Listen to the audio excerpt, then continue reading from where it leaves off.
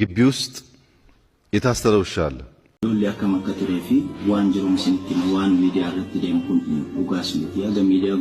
ክቡር ዶክተር ደሳለኝ ሰፋ ያለ የጥያቄ መቅደም ካነበቡልን በኋላ አንድ ጥያቄ ጠይቀዋል። ለዚያ ጥያቄያቸውም ራሳቸው ምላሽ ሰጥተዋል። ጠይቀው ስለመለሱ እንዲሁ ማለፍ ይቻላል። ነገር ግን ለሳቸው ክብር፣ እዚህ ምክር ቤትም ክብር ሲባል አንዳንዶቹ ነገሮች በግርድፉ አንስቼ አልፋለሁ። አንደኛ ይሄን ጦር ሰባቂ መንግስት በዚህ ልክ ክሪቲሳይዝ ሲያደርጉት ህዝብ እንዳይወጣ፣ እንዳይገባ፣ እንዳይማር፣ እንዳያርስ፣ ማዳበሪያ እንዳይወስድ ያደረገውን ኃይል ምን ነው አላየኸውም አልሰማውም አሉት። በህዝብ መሰብሰቢያ በእርሶ ከተማ ቦምብ ንጹሃን ሰዎች የሚንቀሳቀሱበት ቦታ ላይ የሚያፈነዳን ኃይል ምን ነው ዝም አሉት። ሽማግሌ ላስታርቅ ብሎ ሲሄድ ቄሶች፣ አሮጊቶች በንብርክክ የሚያስኬደውን ከኢትዮጵያ ባህል ውጭ የሚገለውን ኃይል ምን ነው አላቅህም አሉት። ሁሉ ደግሞ የገረመኝ በእርሶና በእርሶ ፓርቲ ግንባር ቀደም ተዋናይነት የነበረውን የትግራይ ውጊያ ምን ነው የትግራይ ውጊያ ያሉት አዝማች አልነበሩ እንደርሶ? እነዚህ ሳቢዎች የማያውቁት ሀገር ሄዶ ቁርበት አንጥፉልኝ እንዳለው ስጋ በሊታ ያስመስለዋል። ይሄ ተገቢ አይመስለኝም። በእኛ በኩል ያለውን ክሪቲክስ ችግር የለውም እንፈትሸዋለን። እርሶ ግን ትንሽ ሚዛን ቢጠብቁ ጠቃሚ ነበር ብዬ አስባለሁ። ምክንያቱም ለሰላም ምን ያክል ጥሪ እንዳደረግን በዚህ ቤት ጭምር ስለሚያውቁ። ሌላው በጣም የገረመኝ ጉዳይ የእርሶ መንግስት በቄስ ሞገሴዎች ውዳሴ ያሉት እኛ ሰፈር ፊታውራሪ መሸሻ የሉም፣ ቄስ ሞገሴዎች ምን ያደርጋሉ ነው። ቄስ ሞገሴ ፊታውራሪ መሸሻ በሌሉበት ህልውና እንደሌላቸው ስለሚታወቅ ባይሆን እኛ ጉዱ ካሳዎች ብንባል ያምር ይሆናል እንጂ ቤት በኩል ነው ቄስ ሞገሴዎች እኛ ሰፈር የሚታዩት። ምክንያቱም እኛ ትናንትና ናፋቂ ቄስ ሞገሴዎች ምን ያደርጋሉ ነው። ቄስ ሞገሴ ፊታውራሪ መሸሻ በሌሉበት ህልውና እንደሌላቸው ስለሚታወቅ ባይሆን እኛ ጉዱ ካሳዎች ብንባል ያምር ይሆናል እንጂ ቤት በኩል ነው ቄስ ሞገሴዎች እኛ ሰፈር የሚታዩት። ምክንያቱም እኛ ትናንትና ናፋቂዎች፣ ትናንትናን ለማጽናት የምንሸረግድ ሰዎች ሳንሆን ነገን ለልጆቻችን ለመስራት መጋፈጥ የማይጋባንን ጉዳዮች የምንጋፈጥ ለውጥ ፈላጊዎች ነን። ጉዱ ካሳዎች ነን። ይሄን ሊያከማከተረፊ ዋንጅሩም ሲንቲም ዋን ሚዲያ ረትደም ኩን ኡጋስ ሚዲያ ገሚዲያ ጉዳት ይገየ ወንኛስ ወንሳና ሳን ኡጋን ከናፊ ኡጋጅሩም ሲንቲማ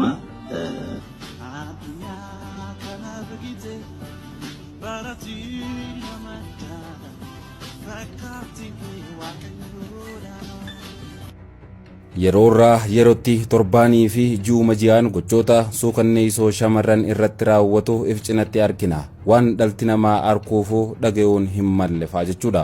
daa'imman gudeedamuu bira dabree haala himuun ulfaatuun yeroo ajjeefaman faarkuu asidii irratti naquu irraa hanga lubbuu isii qaluutti biyya tana keessatti gochi dubartii irratti hin hojjetamin kamtu jira. oromoon haqa jaalataa, haqaaf dhaabbataa, haqa uumaa fi uumamaa addaan eeggataa.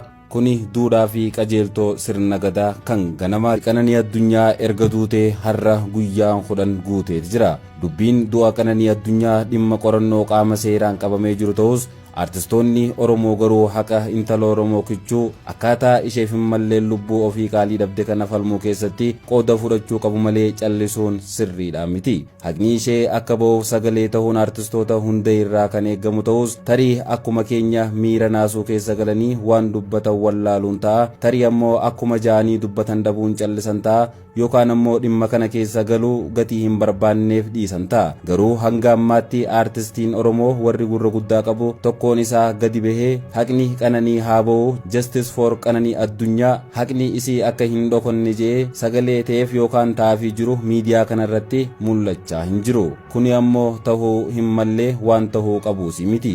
Maalis haa tahuu maal dhugaan qananii bahuun bu'aan qorannoo du'a isii ifa godhamuun maatii fi ummata lubbuun dabruu iseetti akka malee gadde kanaaf boqonnaa sammuuti. Duutii qananii yoo xiqqaate kanaan booda akka biyyaatti namoota hedduuf dhugaan seeraan akka bahuu danda'u fakkeenya barumsa guddaa kennee dabru tahuu qaba. Akka carraa tahee biyya keenya keessatti yeroo baay'ee erga namni du'e yookaan ajjeefameen booda qorannoon battalatti jalqabamus bu'aan qorannoo ifatti yeroo himamu arguun hin baratamne. Kun ammoo sirna murtoo haqaa biyyattii irratti akka malee dhiibbaa gochuu irraa kan ka'e namuu qorannoo seeraa irraa akka abdii kutu gochuu irra dabre dhugaan dhiiga namaa biyya kanatti hin ba'u kan ba'es hin jiru jee akka namoo abdii irraa muratu taasisaati jira. Kan lubbuun dabreeti jira. Amma haqa intala Oromoo akka malatti cittee hafte kana faana dhahuun dhugaa isii iyyaafachuun gahee maatii qofa osoo hin taane gahee hawaasa bal'aati. Akkasuma haqa intala kanaa barbaaduun akka cubbuutti ilaalamuun waan sirriiti miti. Qananiin erga duute torbee caalteeti jirti. Abbaa fi haadha harmee gadaameessa isee deesse qofaatu gadda keessatti hafe. Hiriyootaa fi namoonni hedduun kan gaafa isii lubbuun jirtu isitti siqan nama muraasa irraa kan hafe harki caalu dagataniiti jiru. Namoonni baay'een isii awwaalanii galanii isa lubbuun jiru waliin nagaan jiraachuuf callisanii taa'uu filatan. Kuni istaayiluma nama ammaan tanaati. Gocha isaanii kanatti osoo hin qaanfatin ammoo as deebi'anii namoota waa'ee dhimma ajjeechaa qananii irra deddeebiidhaan kaasanitti harmeen isii haa boqottuu dhiisaa maqaa isii irra deddeebitanii hin kaasinaa jechuu eegalan. Haatii fi abbaan qananii dhugaan mucaa keenyaa akka kan Hacaaluutti dhokotee akka hin hafne hadaraa jaanii dhaammatan malee nurraa callisaa hin jenne. Ammatti kan barbaadamuu qabu haqa qananii addunyaati.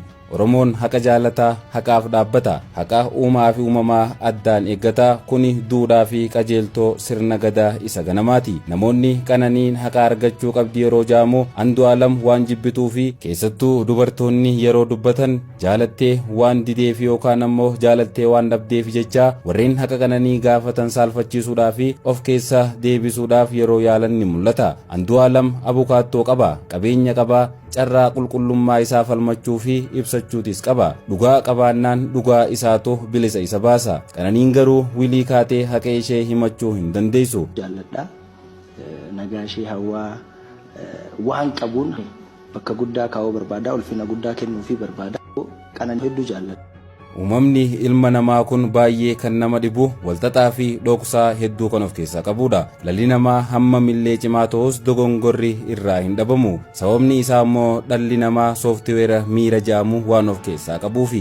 Namni tokko osuma ni jira jaamu dhabamuu danda'a, osuma ati abdattuullee deebi'ee si ganuu danda'a. Kun uumama ilma namaati. Nama ta'uun mataan isaatu gidiraa fi gammachuu gidduu jiraachuu jechuudha. Kanaaf gocha nama tokkoo fagoo irraa ilaalanii murteessuun dogongora guddaadha. Ilmi namaa hundi bu'aa bahii namni biraa hin beeyneef hedduu keessa dabra. Yeroo tokkotti gaarii ta'e yoo argame yeroo biraatti ammoo hamaa ta'uu mala. Kanaaf waan yeroo murtaa'e tokkotti ta'e qofaan nama irratti murteessuun sirriidha miti. Gaarummaa fi amala nama tokkoo fagoo irraa illee beekuun hin danda'amu. Namni uumamaan walxaxaa waan ta'eef ilmi namaa yoo hin leenjifamne uumama baay'ee balaa akka ta'e saayintistoonni nu dubbatu. Ammoo namni tokko amala lama qabaachuu mala. Nama fuulduratti gara laafeessa kan baay'ee of qaqqabuu fi kan baay'ee nama kabaju fakkaachuudha mala. Mana isaatii fi maatii isaa keessatti ammoo nama hamaa kan isaan hin kabajnee fi miidhaa qaamaatii fi qoor-qalbii isaan irratti geessisu ta'uu danda'a. Ilmi namaa uumamumaanuu hinaaffaa yookaan waanyummaa of keessaa qaba. Qorannoon yuunivarsiitii Washiingitan irraa ba'e tokko akka mul'isutti namoonni maaliif hamaa fi hinaaffaa akka ta'an qoratee waa sadi lafa kaa'e. Takkaffaa ilmi namaa qarshii yookaan qabeenya kuufachuuf yookaan qabeenya kuufatee eeggachuuf gocha hamaa irratti bobba'uu danda'a. Lammaffaa ammoo ilmi namaa yeroo beekamtii argate amala isaa jijjiirratee hamaa ta'uu danda'a. Addunyaan kun guutuun to'annoo kiyya jala jira jedhee waan yaaduuf maatii, hiriyoota isaatii fi namoota biroo tuffachuudha danda'a. Qabxiin sadaffaa ammoo namoonni uumamumaan kufaatii namaatii fi miidhama namaa kanneen hawwan jiraachuu danda'u. Akka qorannoon kun mul'isutti ilmi namaa gadaameessa haadhaa keessaa amala isaa san jalqaba waan ta'eef namoonni hamoon ilmaan isaan horanis akkasumatti namoota hammeenyaan addunyaa gidirsan ta'uudha danda'a jechuun qorannoon kun ni ifoomsa. Qananii addunyaa gaafa lubbuudhaan jirtu nama hedduu gammachuu qabu fakkaatti. Ta'us waggaa 3 dura qaamni ishee haala fooyyaa keessa akka turtes ni mul'isa. Amma garuu mucattiin waan gammaddee gammachuudhaan jiraattu fakkaattu san lubbuudhaan hin jirtu. Kaleessa dura yeroo kolfaa mul'attu lubbuu kichutti cittu hin fakkaatu ture. Lubbuu baay'ee gammaddee nama milkaa'ee boru arguuf hawwii guddaa qabdu fakkaachaa turte. Namni viidiyoo isiin hojjettuu fi suuraa isiin maxxansitu argee jireenya baay'ee nama gammachiisu keessa akka jiraattu tilmaama. Maatiin isee yeroo fagoo jiraatanillee intalli keenya gammachuun jiraachaa jirti, rakkina tokkollee hin argitu, nuuf milkooytee jirti jedhanii yaaduu danda'u. Kanaaf addunyaa miidiyaa hawaasaatii fi addunyaan dhugaan keessa jirru kun baay'ee adda adda ta'uu isaa namuu beekuu qabna. Kanaaf Qananiinis suuraa fi viidiyoo isiisan duuba madaan hedduun jiraachuu akka malu beekuun barbaachisaadha. Miidhaa qaamaa caalaa miidhaa sammuu hamaa jala turuu malti. Eenyutu isee beeka? Tarii miidhaa isii irra gahee dubbachuu dadhabuun isii cinquudha mala, yookaan ammoo harka namaatiin gidiraan irra gahee galaafatamuu dandeessi. Wanti tokko sirriin beekamu garuu mucattiin kaleessa gammadduu fakkaatee jiraachaa turte kichuun san amma kichutti citteeti jirti. Kanaaf yoo dhugaan isii dhokate, yoo haqni isii haqan qaalamee hafe kan lubbuudhaan duute caalaa ammaas du'a lamadaa duutee jiraatti jechuudha.